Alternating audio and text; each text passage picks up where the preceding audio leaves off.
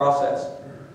Over the past year and a half, Black Lives Matter of Columbus held community discussions on topics such as the legacy of Dr. Martin Luther King, the impact of colorism in the modern community, and the intersection of feminism and racial justice.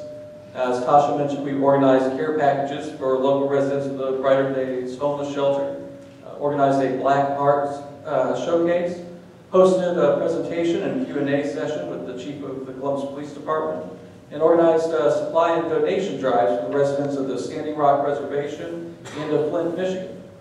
Recently, Black Lives Matter Columbus has engaged in Not in Columbus, a coalition of local social organizations, religious communities, and city leadership, including the mayor, committed to a community response to white nationalism. The group is committed to making it clear that such organizations are not welcome in our community and to sending a proactive message of inclusion.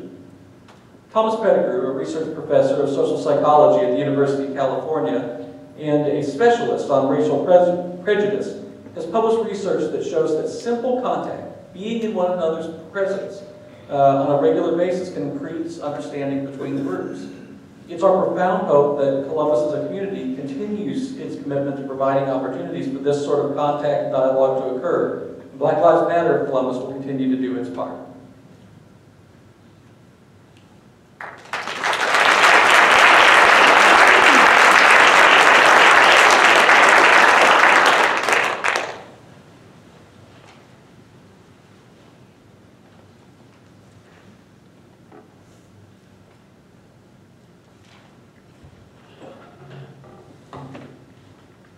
Good evening.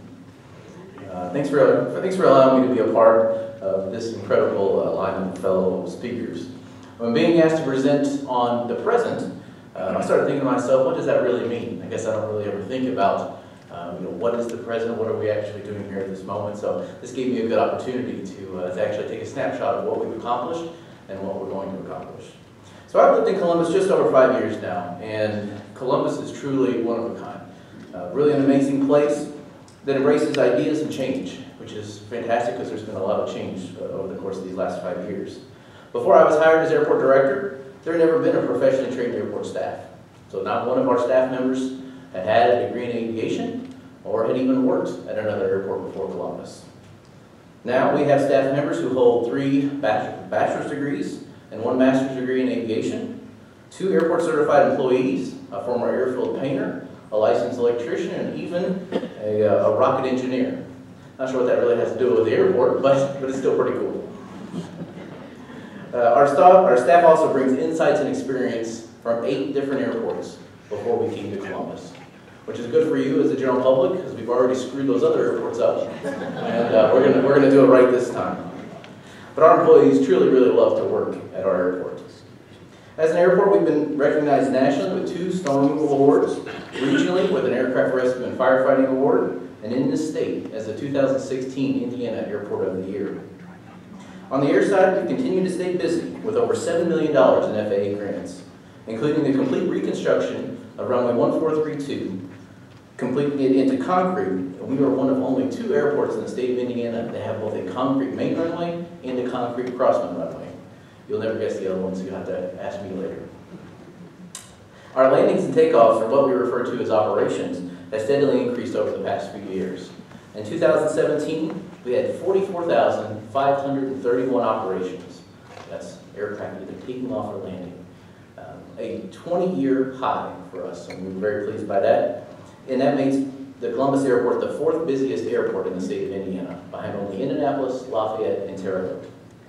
We didn't do this overnight, but with our partners, like our fixed-base operator, Jeff Air, Eagle Avionics, and our aircraft maintenance company, Bradley Aviation, pilots now want to fly to and be a part of our airports. Another large part of our recent success stems around military traffic. In fact, we have twice as many military aircraft operations as any other airport in this state. That's due mainly to our proximity to Atterbury and Muscatatuck, but also supplemented by our new parachute rigging unit, which just opened last year. Also new for 2017 was a drop zone for both personnel and equipment. So you may have seen those C-130s going over and dropping something out the back. That's all being utilized by Indiana, Kentucky, and Illinois Air National Guards. Now we can't talk about big military planes without talking about Air Force Two. We've had the privilege of hosting it 4 times now, And it's just something about it sitting outside my window in the office. Certainly, it's a sense of pride to know that the second most powerful person in the world really grew up just a stone's throw away from where we're at right now. Based aircraft is another factor when determining the success of an airport. When I got here 5 years ago, we had 6 empty T-hangar units. Today we have 18 on the waiting list. So we are looking forward to opening up a new $1.5 million hangar facility this coming June with the capability of housing anywhere from 6 corporate jets to 30 small general aviation aircraft. If you've been to the terminal in the last few years, you've noticed a few changes, probably more than a few changes. The airport board has recently invested into the complete remodel of our terminal building, and even more recently the Hangar 5 restaurants. The restaurant and catering business had another record-breaking year, selling over 117,000 meals, a 20% increase in 1 year. A lot of that is due to the expanded space, and we rearranged the space in there, which offers you less weight and more of the home cooking that everyone enjoys. I enjoy a little bit too often. People really love to come and eat at our airport. The airport, while still a municipality, is a completely self-sufficient entity of the city and takes no property tax dollars to operate. Instead, we utilize the revenues gained in our 2,700 acres of property. That's right, we're much more than just an airport. We farm 1,700 acres, manage 125 leases, own 17 buildings, and work with 65 businesses across this property and at Wellsboro. Farming is really such an important revenue stream for the airport. In the past 4 years, we've expanded to grow specialty crops like tomatoes, cucumbers, watermelon, and cantaloupe. We are the first and only airport in the state of Indiana to grow specialty crops, adding significantly to our revenue stream and also reducing wildlife around the airport. One major thing that sets this airport apart from many others is our significant non-aviation, or what we call landside developments. Without even knowing it, our former board members and staff have followed a new form of design called Aerotropolis. It's outlined in a book written by Dr. John Casarda in 2011, and it's out front of me, so you can check it out on the way out. This book outlines the concepts of airport cities and what you need to have to develop as an Aerotropolis. In the book, it talks about needing medical, higher education, tech, sports facilities, government offices, industrial, and housing. The Columbus Airport has all of those things right here on this property, and many more. We've been very successful in continuing that, and the companies now want to build on our property. Some current and upcoming projects for 2018 include Elwood Staffing's new headquarters, just down the road, Fraser Chiropractic expanding, a new 17,000 square foot government office unit, which is going to be breaking ground next month, the Columbus Fire Department's Regional Training Center, which will break ground still this spring, and the museum's new Workshop and Artifacts Preservation Center. Developments continue in 2019 with 2 new medical offices that will be built. And just announced a couple weeks ago was BCSC's investment into 2 new outdoor turf fields that are going to be ready for games by 2019. So we're very excited about that. Kids and students around here want to come and play at our air park. When it comes to students, this property is second to none. With 5 higher educational institutes, sorry, I count the other 2. The other 2 is what we heard 3 from Kathy a while ago. We have also 2 others that are here on the air park property. Those institutes bring in thousands of students, and the recent partnership with Annex of Columbus to bring in student housing to the property. The Columbus campus is really set to be primed for success for many years to come.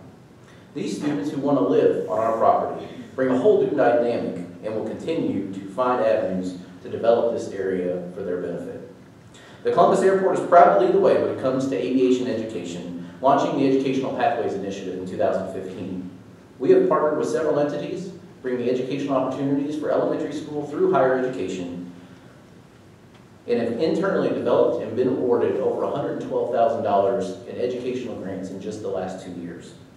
While they're all worthwhile, there are 2 that are particularly close to me.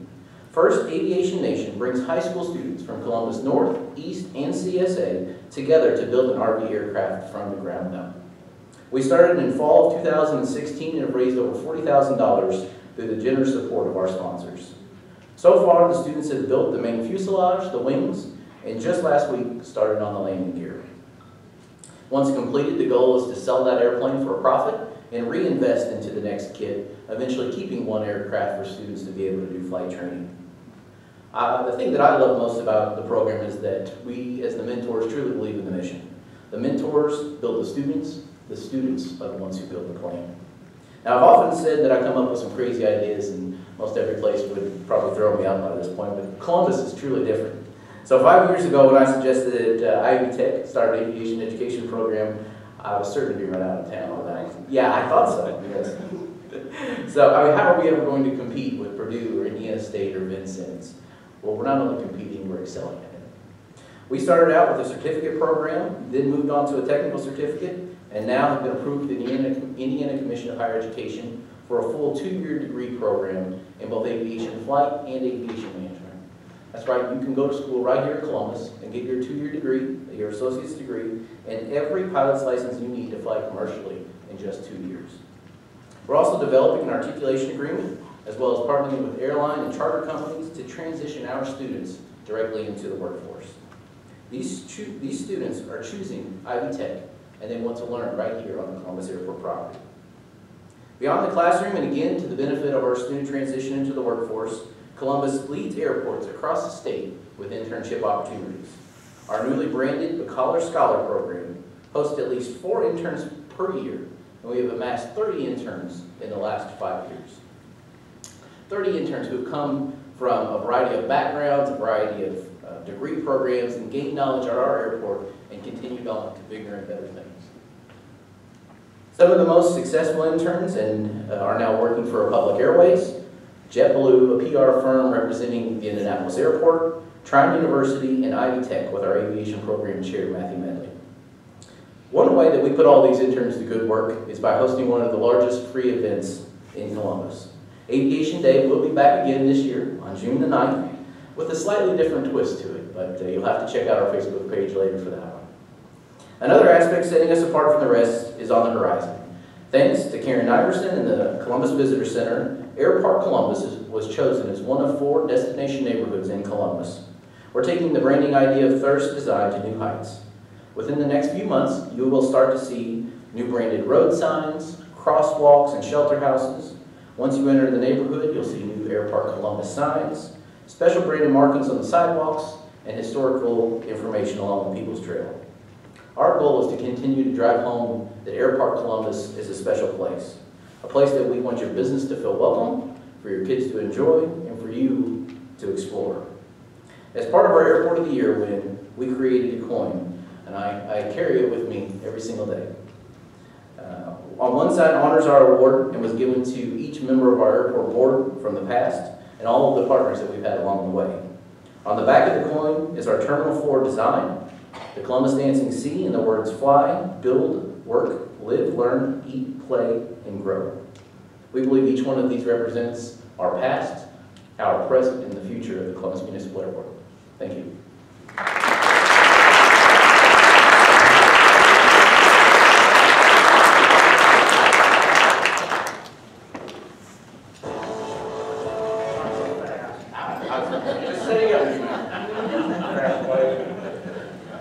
You know, when I did my first State of the City address, I asked Brian to come present, and I think you understand why. You know, we truly have one of the best airports in the state, and he's a great example of what you can do if you have talented people and you just let them do their job. So, congratulations. My name, by the way, is Jim Lunham, and I'm the mayor of Columbus. I think I just dropped half my presentation. Okay.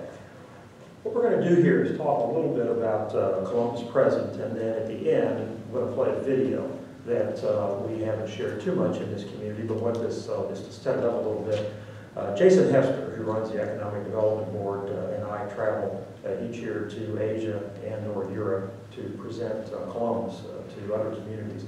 And we put together a little video that will showcase a lot of what we do in this community. It runs for about 4 minutes, so you know you'll live through it. But we're going to make you wait until I get to the end. What I wanted to start out with was, first off, a realization that 50 years ago, the leadership in this community sort of adopted a goal, and that was to be the best community of our size in the country. And I think we've all heard that, or maybe we've heard that phrase from time to time. And the question really is whether we've succeeded, you know, and I think by many considerations we have. what we've talked about already this evening, we can take a look at the educational opportunities that we have in Columbus, and we compare those to say where we were 50 years ago, and we can see that significant improvement has been made. We have an excellent primary and secondary school system, and we've got colleges and universities. Those of you who've heard me speak may have heard me say from time to time that one of the smartest guys I ever met was my dad. But he never had a chance, to leave home, go to school, go to college. And so it was a missed opportunity, not only for him and our family, but I think, for the community, because he could have contributed a lot more than what he did. So it's important, that we have those here, have those opportunities here. We have a very strong local economy. And to a certain extent, we've become a little bit of a victim of our own success. I mean, it was quoted earlier, the unemployment rate in Bartholomew County, 2.5%. I've seen numbers as low as 2.1. And when you try to do the math, I think that works out to somewhere around 500 to 750 people who are looking for work and can't find it. And as you can well imagine, when you get to that point, those are the people who are difficult to employ. That's why they're still there, so to speak. And that has become, and I'll talk about this in a few minutes, a limitation on our continued